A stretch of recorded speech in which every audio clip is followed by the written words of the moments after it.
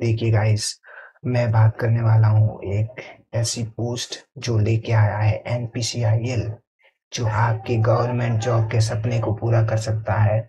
Guys, इस video को बिल्कुल स्किप मत करिएगा। ये अपॉर्चुनिटी बिल्कुल मिस मत करिएगा। आप इस वीडियो में हम बात करने वाले हैं एग्जाम पैटर्न के बारे में, एलिजिबिलिटी, क्या सैलरी रहने वाली है, क्या पोस्ट रहने वाली है, क्या पोस्ट की क्या लोकेशन रहने वाला है। तो वीडियो में बने रहिएगा। हम इस वीडियो में पूरी बात करेंगे इस पोस्ट के बारे में। तो गाइज, एनपीसीआई लेके आया है असिस्टेंट ग्रेड 1 की टोटल 58 वैकेंसीज, जो काफी सालों बाद देखने को मिली है। टोटल 58 वैकेंसीज लेके आया है गाइस एनपीसीआईएल। आप असिस्टेंट ग्रेड 1 की, जिसमें सैलरी काफी बढ़िया रहने वाली है और कंपटीशन इस एग्जाम में काफी कम रहने वाला है गाइस। इस एग्जाम की जो एलिजिबिलिटी है, पहले हम एलिजिबिलिटी की बात कर लेते हैं। You should have a minimum graduation degree, यानी कि आपके पास मिनिमम एक ग्रेजुएशन डिग्री होनी चाहिए किसी भी स्ट्रीम में, किसी भी फील्ड में। 50 मिनिमम 50% मार्क के साथ आपके पास एक ग्रेजुएशन डिग्री होनी चाहिए। दूसरी बात, कोई भी अप्लाई कर सकता है। देखिए गाइस, किसी भी फील्ड में आपके पास एक बैचलर डिग्री होनी चाहिए विद 50% मार्क। और इस पोस्ट में जो आपकी सैलरी रहने वाली है वो जो है वो 38,250 प्लस जो आपको अलाउंस मिलने वाले अलाउंस मिला जो आपको अलाउंस मिलेंगे उसको मिला के आपकी जो इन हैंड सैलरी होगी वो 45 से 50 हजार रुपए के बीच में रहने वाली है। और गाइस, जो एप्लीकेशन रजिस्ट्रेशन डेट है वो 5 जून से स्टार्ट हो चुकी है पहले से ही। और जो लास्ट 25 जून को जो है वो लास्ट डेट है। तो अगर आप अप्लाई करना चाहते हैं तो आप बिल्कुल अप्लाई कर सकते हैं। और देखिए, अच्छी बात ये है कि इसकी जो रजिस्ट्रेशन फीस है वो केवल 100 रुपये है। और अगर हम एलिजिबिलिटी की बात करें तो आपकी जो एज है वो 21 से 28 के बीच में होनी चाहिए।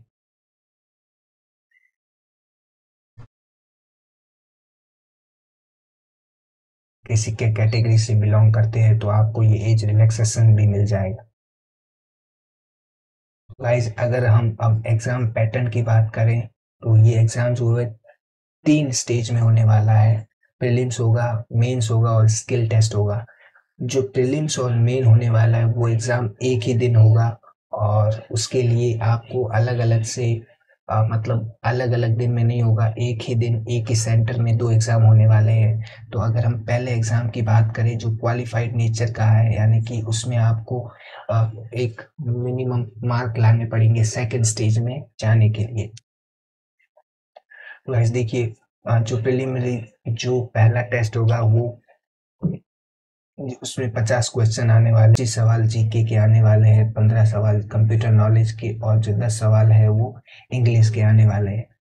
और गाइस, ये क्वालिफाइड नेचर का एग्जाम है। आप जनरल कैटेगरी से है तो आपको मिनिमम 40 मार्क इस एग्जाम में लाने पड़ेंगे। और अगर आप दूसरी कैटेगरी से है तो आपको 30 मार्क्स इस एग्जाम में लाने पड़ेंगे सेकेंड स्टेज में जाने के लिए। अगर आप इतने मिनिमम मार्क लेके आ जाते हैं तो आपको सेकेंड स्टेज में आप सेकेंड स्टेज का एग्जाम दे पाएंगे, जो उसी दिन होगा।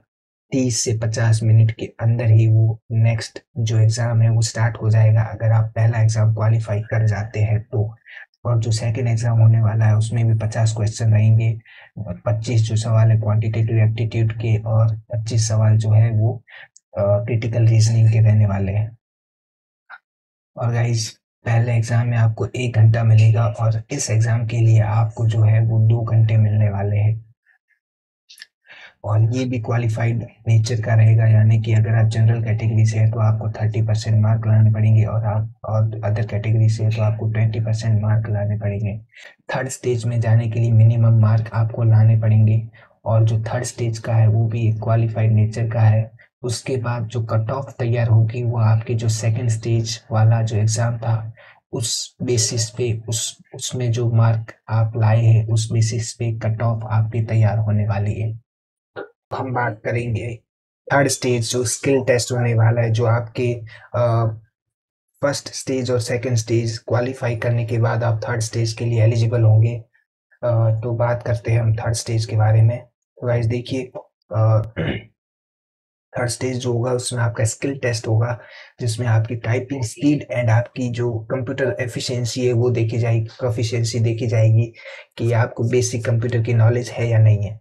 तो गाइस देखिए, सबसे पहले जो पहला एग्जाम होगा वो आपका जो स्किल, आपका जो टाइपिंग टेस्ट होगा उसमें आपको 300 वर्ड टाइप करने पड़ेंगे 10 मिनट। उसके अलावा अगर आप ये क्वालिफाई कर जाते हैं तो उसके बाद आपकी सेकंड स्टेज होगी, जिसमें आपकी कंप्यूटर प्रोफिशिएंसी देखी जाएगी, यानी कि आपको बेसिक नॉलेज कंप्यूटर की है या नहीं है, जैसे M S Excel, PowerPoint, यानी कि आपको बेसिक कंप्यूटर की नॉलेज है या नहीं है। इसमें आपको मिनिमम 50 मार्क लाने पड़ेंगे इस एग्ज़ाम को पास करने के लिए। अगर आप 50 मार्क लाने में फेल हो जाते हैं तो आप नेक्स्ट राउंड के लिए डिस्क्वालिफाइड हो जाएंगे। तो आपको गाइस मिनिमम 50 मार्क लाने पड़ेंगे स्किल टेस्ट में। गाइस जो पहला स्टेज है स्किल टेस्ट का, उसमें आपकी मैक्सिमम आप 3% गलतियां कर सकते हैं। अगर 3% से ज़्यादा आपकी अगर इनएक्यूरेसी रही टाइपिंग में तो आप पहली स्टेज में बाहर हो जाएंगे। अगर आपकी 3% से कम रहती है तो आप सेकंड स्टेज की क्वालिफाई करेंगे। सेकंड स्टेज में भी आपको मिनिमम 50 मार्क लाने पड़ेंगे। 50 मार्क लेके आते हैं तो आप अ, ये राउंड भी पार कर देंगे। उसके बाद जो आपकी कट ऑफ तैयार होगी वो सेकंड स्टेज हुआ। सेकंड जो आपने एग्जाम दिया था मेन एग्जाम, जिसमें क्वांटिटेटिव एबिलिटी और रीजनिंग के 50 सवाल थे, उस एग्जाम के बेसिस पे आपकी कट ऑफ तैयार होगी।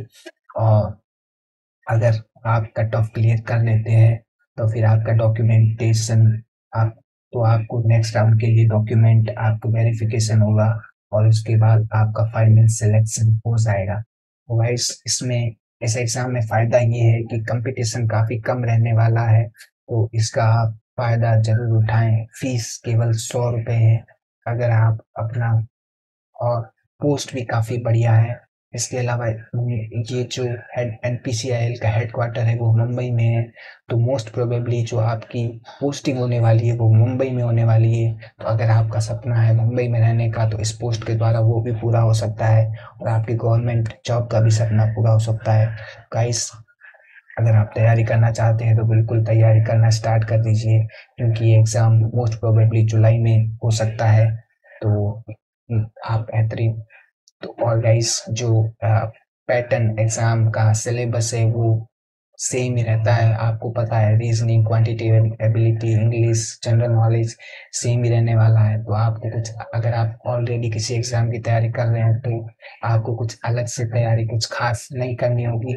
बस आपको बेसिक कंप्यूटर की नॉलेज और टाइपिंग स्पीड, बेसिक कंप्यूटर की नॉलेज होनी चाहिए, तो आप इस एग्जाम को आप बहुत आसानी से क्लियर कर सकते हैं। All the best, guys.